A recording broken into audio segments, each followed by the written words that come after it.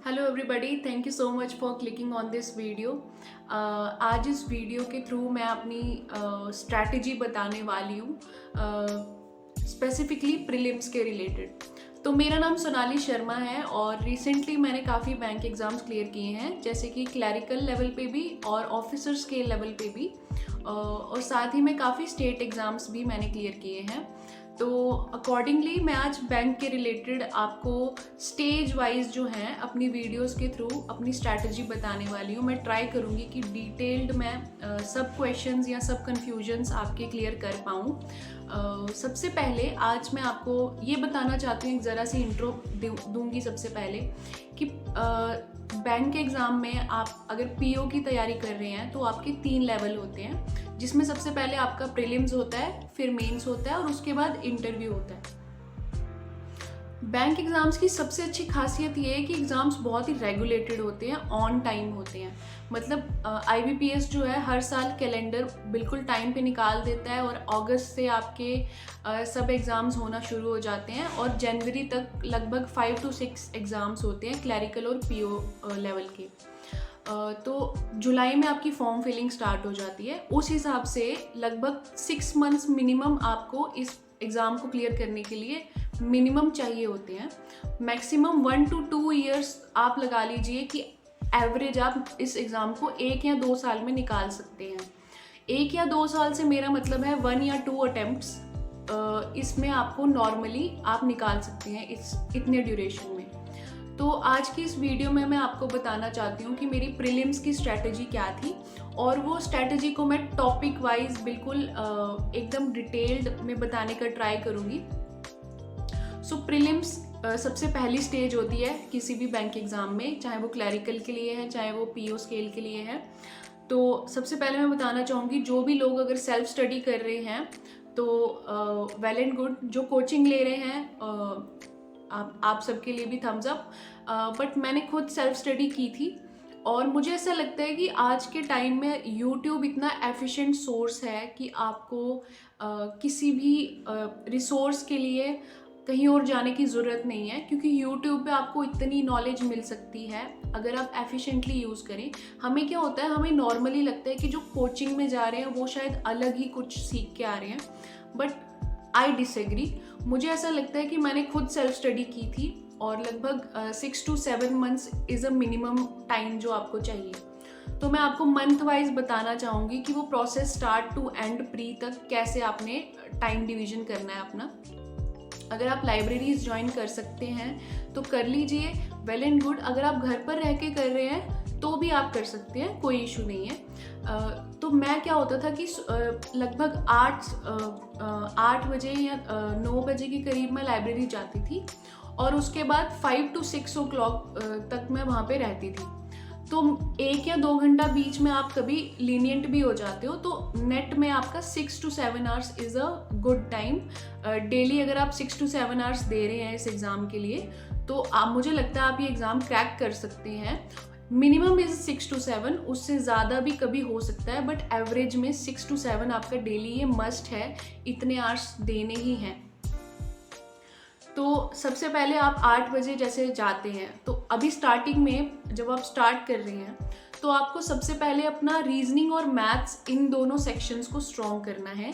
ये दोनों सेक्शन आपके आरआरबीज यानी कि रीजनल रूरल बैंक्स के एग्ज़ाम में 2 सेक्शन आते हैं प्री में।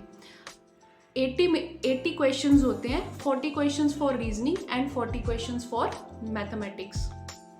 और टाइम आपको इसमें मिलता है लगभग 45 मिनट्स, जिसमें आपको ये पूरा पेपर जो है अटेम्प्ट करना है। और आरआरबीज में अटेम्प्ट रेशो लोगों की बहुत ज़्यादा हाई रहती है, यानी कि 80 में से 80 भी लोग अटेम्प्ट करते हैं क्लैरिकल में। ये क्लैरिकल की बात हो रही है। और पीओ के प्री एग्ज़ाम में आपको 80 में से 60 is a good score, is a very good score. अगर आपके पीओ के प्री में 80 में से 60 आ रहे हैं, 65 आ रहे हैं, it is well and good, safe score माना जाता है। और क्लैरिकल में 75 प्लस तो आपको लाना ही लाना है। तो सबसे पहले मैं बताना चाहती हूँ कि आरआरबीज में 2 सेक्शन होते हैं, रीजनिंग और मैथ्स, और बाकी जितने भी बैंक एग्जाम्स हैं उनमें इंग्लिश भी इंक्लूड होता है प्रीलिम्स में। तो मैथ्स और रीजनिंग, सबसे पहले आप सिलेबस जब आप देखेंगे इनका, तो आपको दिखेगा कुछ टॉपिक्स आपको दिए गए हैं और topics are very very much defined. अगर आप यूट्यूब पे क्या करेंगे, मैं क्या करती थी कि मैंने स्टार्टिंग में अपने बेसिक्स इम्प्रूव करना शुरू किए। उसके लिए हर एक टॉपिक को आप सर्च करेंगे, उसके आगे बेसिक्स लिख देंगे। तो बेसिक्स सर्च करते ही बेसिक्स ऑफ सिलोगिज्म, मान लीजिए एक टॉपिक है रीजनिंग में सिलोगिज्म बेसिक्स लिख दीजिए। तो बहुत सारी वीडियोस ऐसी आ जाएंगी जिसमें लिखा होगा complete syllogism in one video. तो ऐसी वीडियोस मैंने देखना शुरू की। तो विद टाइम आप देखते हैं, स्टार्टिंग में हमें पता नहीं चलता क्या देखें, किसको छोड़ें। तो नेट में मुझे 2 या 3 चैनल्स ऐसे लगे, फिर उसके बाद मैं सब टॉपिक्स उन्हीं चैनल से देखना मैंने प्रेफर किया। तो मैं वो आपको सजेस्ट करना चाहूँगी। तो सोर्सेज फॉर रीजनिंग सबसे पहले मैं बात करूँगी। स्टार्टिंग में बैंकर पॉइंट एक चैनल है, उनके सिलोगिज्म, इनइक्वालिटी, ये सब कुछ ऐसे टॉपिक्स हैं, ब्लड रिलेशन, कोडिंग, ये सब चीज़ें ऐसी थी जो मुझे बहुत ही हेल्पफुल लगी। उन्होंने बहुत ही कम टाइम में अलग अलग टाइप के पैटर्न्स बताए हैं अपने वीडियोस में, और उनका बताने का जो स्टाइल है एंड जो उन्होंने आइडियाज़ दिए हैं क्वेश्चन को अटेम्प्ट करने के लिए, वो बहुत यूज़फुल लगे मुझे। तो आप वो ज़रूर देखिए। मतलब विद टाइम ऐसा होने लग गया था, वो ऐसा स्टार्टिंग में जब बोलते थे कि यार आप 2 मिनट में 5 क्वेश्चन निकाल लोगे, तो मुझे ऐसा लगता था कि ये कैसे पॉसिबल है, 2 मिनट में 5 क्वेश्चन, 1.5 मिनट में 5 क्वेश्चन कैसे हो जाएंगे। बट लास्ट में मुझे ऐसा खुद में लगा कि जब प्रीलिम्स पास आ रहे थे, मेरा 1 या 1.5 मिनट में, 2 मिनट में आराम से 5 क्वेश्चन हो जाते थे। तो 45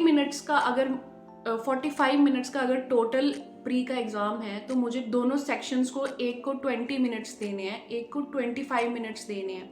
तो जो मेरा स्ट्रॉन्ग है उसको मैं कम टाइम दूंगी, ऑब्वियस है लॉजिक। जैसे मेरा रीजनिंग स्ट्रॉन्ग था, मैथ्स मेरा उतना स्ट्रॉन्ग नहीं था, तो 20 मिनट्स में कोशिश करती थी कि रीजनिंग मेरी फुल अटेम्प्ट हो जाए, 20 क्वेश्चंस इन 40 मिनट्स, और मैथ्स को मैं 25 मिनट्स देती थी, यानी बचा हुआ टाइम, क्योंकि मेरा मैथ्स उतना स्ट्रॉन्ग नहीं था।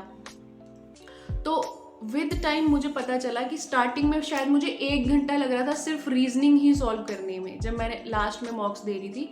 बट बाद में धीरे धीरे क्या होने लगेगा, आपका टाइम ड्यूरेशन कम होता रहेगा जैसे जैसे आप बहुत सारे टॉपिक टेस्ट देंगे, सेक्शनल टेस्ट देंगे। तो सबसे पहले मैं आपको बताना चाहूँगी कि बैंकर पॉइंट के ये टॉपिक्स आप देख लीजिए। उसके बाद सेकंड नंबर पे मैं आपको बोलूँगी कि आप अंकुश लांबा सर हैं, वो रीजनिंग के लिए बहुत फेमस है, ऑलरेडी बहुत लोग उनको रिकमेंड करते हैं। मैंने उनको उतना नहीं देखा पर्सनली, बट पजल्स के लिए जब फ्री टाइम होता था, मान लीजिए लाइब्रेरी में जब जाती थी, तो कभी आपने खाना खा लिया लेकिन आपका कुछ अभी हैवी उतना कुछ सॉल्व करने का ज़्यादा मन नहीं है, तो सिर्फ मैं वीडियोस खोल के देख लेती थी, मतलब सॉल्व नहीं करती थी, देख लेती थी कि वो क्या करा रहे हैं और कौन से टाइप के क्वेश्चन में उन्होंने कैसे टैकल किया जिससे वो जल्दी निकाल पा रहे थे। तो एक तो उनकी थ्रेड टेक्निक मुझे बहुत अच्छी लगी थी। जो सिटिंग अरेंजमेंट वाले क्वेश्चन होते हैं जिसमें आपको सर्कुलर वे में बिठाना होता है, वैसे क्वेश्चन उन्होंने बहुत एक अच्छी टेक्निक बताई थी जिसने मुझे बहुत हेल्प किया, और विद टाइम मेरे 40 आउट ऑफ 40 आना शुरू हो गए थे रीजनिंग में। मतलब रीजनिंग की मेरी एक्यूरेसी 95% से ऊपर ही रहती थी हमेशा, और मैं उसको 40 ऑफ 40 अटैम्प्ट कर लेती थी। तो रीजनिंग के लिए 2 टीचर्स मैं आपको ये मस्ट सी बोलूँगी। उसके बाद आपको अड्डा के बहुत सारे टॉपिक्स मिलेंगे जो उन्होंने प्रैक्टिस करवाए होंगे क्वेश्चंस। तो कभी आप फ्री बैठे हैं, मान लीजिए तो फ्री बैठे थे, तो वो देख सकते हैं आप। उसके बाद मैं ये रीजनिंग की बात मैंने की, ये आप कोशिश कीजिए कि 1 महीने में आपकी रीजनिंग के बेसिक्स अच्छे से कवर हो जाए। मान लीजिए कि अगर 15 टॉपिक्स हैं, तो 15 के 15 टॉपिक्स के बेसिक्स क्लियर हो जाने चाहिए 1 महीने में। उसके बाद सिर्फ आपको उसकी प्रैक्टिस करनी है, दोबारा से उसका टेक्निक सीखने की ज़रूरत ना पड़े। फिर उसके बाद सेकंड जो सेक्शन है आपका मैथ्स का सेक्शन, मैथ्स मेरा उतना स्ट्रॉन्ग नहीं था। स्टार्टिंग में मुझे बहुत डर लगता था मैथ्स से, क्योंकि my self I am from arts background, मैंने ग्रेजुएशन आर्ट्स में की है, तो मुझे डर लगता था काफ़ी मैथ्स से थोड़ा। लेकिन कुछ ऐसे टीचर्स होते हैं जो आपको मतलब मैथ्स का डर निकालने में बहुत हेल्प करते हैं। उनमें से एक थे कौशिक मोहंती सर। कौशिक मोहंती सर का चैनल है करियर डिफाइनर, आप सर्च करेंगे उनकी क्वांट की प्लेलिस्ट, वो प्लेलिस्ट बहुत हेल्पफुल थी मेरे लिए। उस टाइम तक सर ने ज़्यादा वीडियोस नहीं डाली थी, वो शायद रिसेंटली ही कुछ उन्होंने वीडियोस डालना शुरू की थी, बट उन्होंने 3-3 4-4 घंटे की टॉपिक वाइज वीडियोस डाली थी। तो मैंने वो थोड़ा थोड़ा देखना शुरू किया। स्टार्टिंग में उन्होंने प्रीलिम्स के क्वेश्चंस डाले होते हैं, फिर धीरे धीरे वो मीडियम लेवल और उसके बाद हाई लेवल पे जाना शुरू हो जाते हैं क्वेश्चंस। तो लास्ट तक आते आते मुझे उतना समझ में नहीं आता था, इतना रिलेटेबल नहीं लगता था, बट स्टार्टिंग के चीज़ों से देख के मुझे कि वो किस तरीके से क्वेश्चन को देख रहे हैं, कैसे अप्रोच कर रहे हैं, किन किन चीज़ों की रिक्वायरमेंट है इस क्वेश्चन को टैकल करने के लिए। मान लीजिए हम सोचते हैं नॉर्मली कि हमें पता नहीं कितने सारे टेबल्स याद करने हैं, ऐसा नहीं है। आप 20 तक के टेबल्स को लिख लीजिए एक पेज पे। स्क्वायर रूट्स कुछ सेलेक्टिव होते हैं, वो बहुत इंपॉर्टेंट होते हैं, बट ट्राई कीजिए 1 to 30 या 1 to 40 का स्क्वायर रूट आप अपने पेजेस पे लिख लीजिए, टेबल पे आगे लगा लीजिए। और क्यूब रूट आप 1 to 20 आप रट लीजिए। रटना नहीं है, इतना प्रेशर मत लीजिए कि एक ही दिन में ये सारा आपने याद करना है। उसको आप चिपका लीजिए सामने और रोज़ बस उसको देख लीजिए उन नंबर्स को। वो विद टाइम आपको पता ही नहीं चलेगा कि वो कब आपके दिमाग में बैठ गए हैं। और साथ ही में डेसिमल कन्वर्जन्स होती हैं, फ्रैक्शनल कन्वर्जन्स होती हैं, वो बहुत इंपॉर्टेंट होती हैं। जैसे कि 1/2 की वैल्यू क्या होती है, 50%, ये बहुत ईजी है। बट बहुत सारी फ्रैक्शनल वैल्यूज़ हैं, लगभग 10 से 15 ऐसी हैं जो मस्ट रिमेंबर है, आपको करना है याद उनको, तो वो लिख लीजिए। जैसे सर ने अपनी वीडियोस में वो चीज़ें बताई हैं बहुत अच्छे से, तो उनको प्लीज़ नोट कीजिए, अपने नोट्स बनाइए साथ साथ में, और जैसे वो पैटर्न बताते हैं उन चीज़ों को फॉलो करना शुरू कीजिए। मतलब वो हैबिट में आ जाएगा आपके, आपको पता ही नहीं चलेगा कि आप कब क्वेश्चन सॉल्व करना शुरू कर देंगे। स्टार्टिंग में मैं क्या करती थी कि सर कोई क्वेश्चन बता रहे हैं, उनका तरीका देख लिया उन्होंने क्या बताया, फिर मुझे उस टॉपिक के रिलेटेड बेसिक समझ में आ गया कि इतने टाइप के क्वेश्चंस हैं और ये ओवरऑल ऐसे टैकल करना है। बाद में क्या हुआ, जब मैं सेकंड रिवीजन दे रही थी मैथ्स को, तो तब मैं खुद पहले क्वेश्चन सॉल्व करने का ट्राई करती थी, फिर मैं पॉज करती थी और उसको रीस्टार्ट करने के बाद मैं देखती थी कि सर ने कैसे किया और मैंने कितनी देर में किया। तो इस चीज़ से क्या होता है, कॉन्फिडेंस बिल्ड होता है। वो प्लेलिस्ट आप एक बार नहीं देखेंगे, कोशिश कीजिए 3 से 4 बार वो प्लेलिस्ट आप देख लें, या 2 बार तो देख ही लें मिनिमम अपना पेपर से पहले।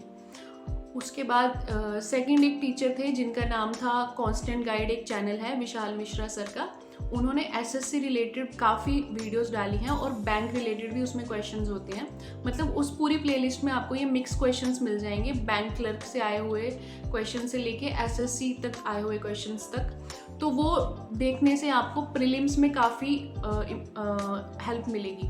कांस्टेंट गाइड को देखिएगा स्पेसिफिकली प्री रिलेटेड अप्रोच सीखने के लिए, और करियर डिफाइनर को देखिएगा specifically mains as well as pre को सीखने के लिए। तो ये 2 चैनल जो हैं ये मैं आपको मस्ट सजेस्ट करूँगी।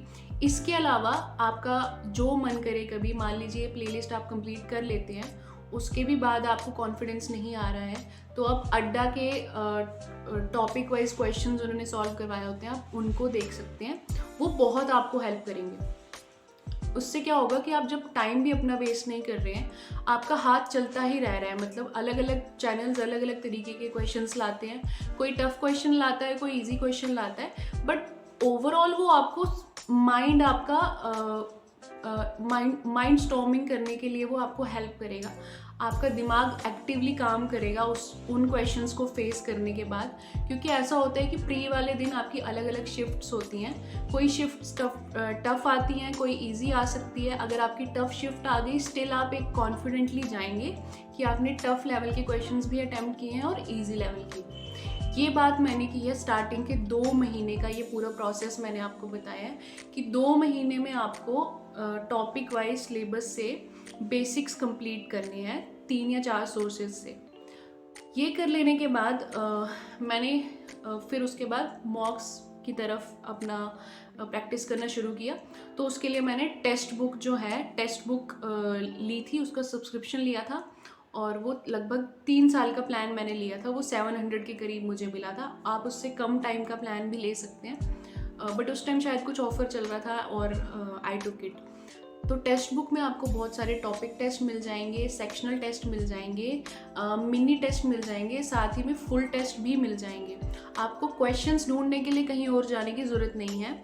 मैंने पर्सनली और कोई बुक जो है वो नहीं सॉल्व की थी, बट बहुत से लोग करते हैं ऐसा। जैसे RS Sharma, sorry I am forgetting the name, but बहुत सारी बुक्स ऐसी हैं जो लोग सॉल्व करते हैं, जिनको बुक से पढ़ने की हैबिट है।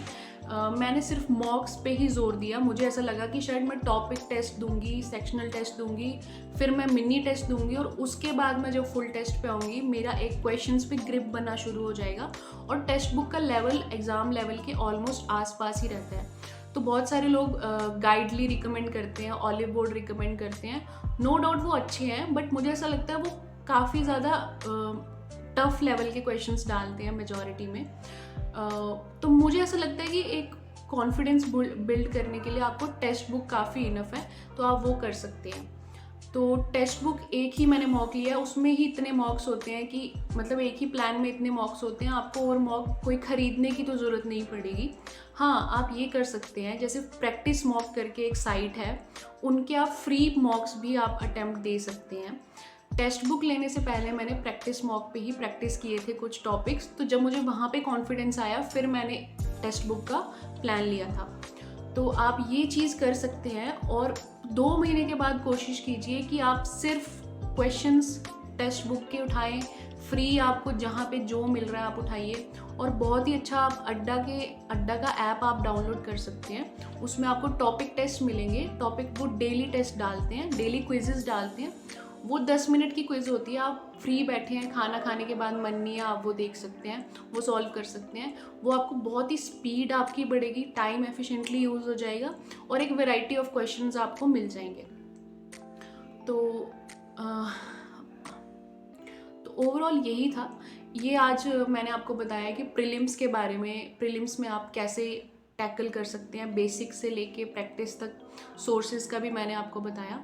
तो आगे नेक्स्ट वीडियो में मैं आपको मेंस के बारे में बताना चाहूँगी कि मेंस को कैसे टैकल करना है। सब्जेक्ट वाइज मैं आपको बताने का कोशिश करूँगी इन डिटेल।